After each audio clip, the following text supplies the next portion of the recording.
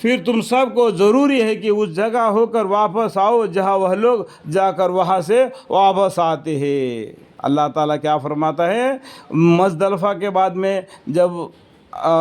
نے رات کو قیام کر کے اللہ کو عبادت کرنے کے بعد میں، حقیقت میں قبل اس کے کہ تم حج ناوقف ہی تھے، تم کو معلوم نہیں تھا، اللہ تعالیٰ نے حج کے بارے میں کس طریقے سے کرنا بتا دیا۔ پھر اللہ تعالیٰ فرماتے ہیں پھر تم سب کو ضروری ہے کہ اس جگہ ہو کر واپس آؤ جہاں وہ لوگ جا کر وہاں سے واپس آتے ہیں، اور خدا تعالیٰ کے سامنے توبہ کرو، اللہم اغفر لی، اللہم اغفر لی، لیکن اللہ تعالیٰ معاف کر دیں گے۔ ان اللہ غفور الرحیم، اللہم اغفر لی، اور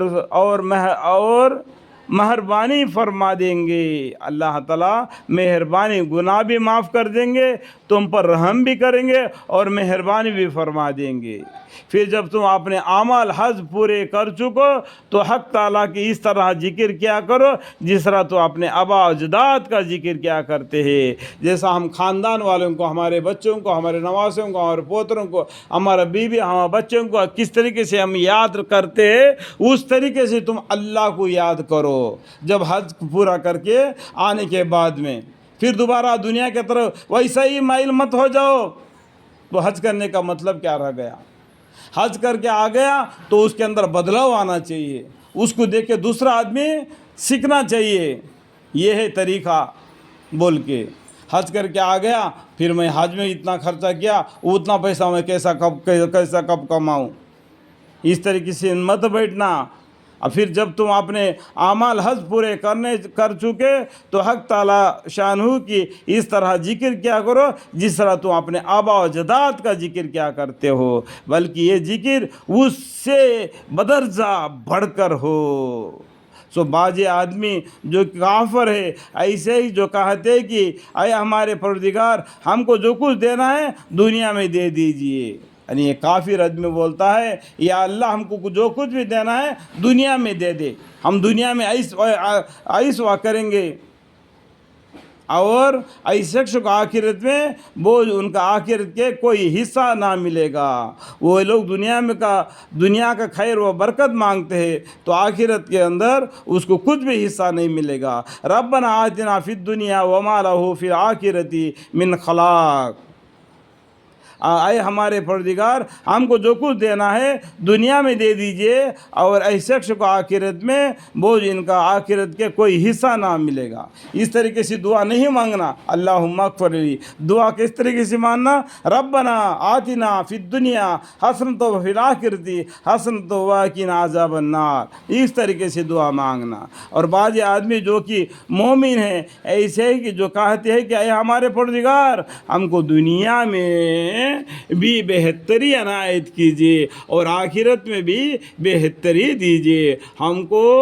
عذاب دوزخ سے بچائیے، آمین۔ ایسے لوگوں کو دونوں جہان میں بڑا حصہ ملے گا، یا دنیا میں بھی اور آخرت میں بھی اللہ تعالیٰ ان کو بڑا حصہ دیں گے بدولت ان کے اعمال کے، اور اللہ تعالیٰ جلدی حساب لینے والے ہیں، اللہ تعالیٰ جلدی حساب لینے والے۔ یہ لوگ بولتے ہیں قیامت کب آئے گی، قیامت کب آئے گی، اس کے بارے میں ایک بات بتا دیتا ہوں، اللہ کے یہاں کا ایک دن یہ دنیا میں 1000 برس کے برابر ہے۔ اسے اب اندازہ لگاؤ اس دنیا کی زندگی اس اللہ کے یہاں کے ایک دن کے اندر کتنے قلیل ہے،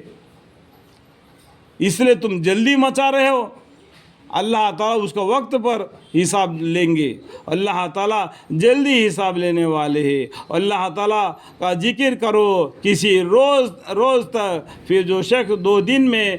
مکہ واپس آنے میں تعجل کرے اس پر بھی کچھ گناہ نہیں، اور جو شخص 2 دن میں تاخیر کرے اس پر بھی کچھ گناہ نہیں۔ اس شخص کے لیے جو خدا سے ڈرے اور اللہ تعالیٰ سے ڈرتے رہو، اللہ تعالیٰ سے ڈرتے رہو، اور خوب یقین کر رکھو، خوب یقین رکھو کہ تم سب کو خدائی کے پاس جمع ہونا ہے۔ واتقوا اللہ واعلموا انکم الیہ تحشرون، تم اللہ اللہ سے ڈرتے رہو، اللہ کا ذکر کرو، ہمیشہ صبح و شام چلتے پھرتے اٹھتے بیٹھتے اللہ کے ذکر مشغول کرو،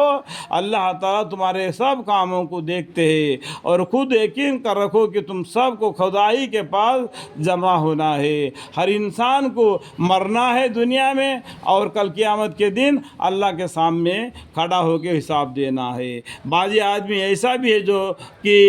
آپ کو اس کا گفتگو جو محض دنیا ایک غرض سے ہوتی ہے مزیدار معلوم ہوتی ہے۔ جو بعض آدمیوں کو ایسا لگتا ہے جو دنیا کے حرص میں لگے ہیں، ان کو آپ کی اس کے گفتگو جو محض دنیا ایک غرض سے ہوتی ہے مزیدار معلوم ہوتی ہے، اور وہ اللہ تعالیٰ کو حاضر و ناظر بتاتا ہے، حق کی نہیں کی، حق کی نہیں کی، اس طریقے سے اللہ حق کی نہیں کی، حق کی نہیں کی، یہ بات میں نہیں آنا،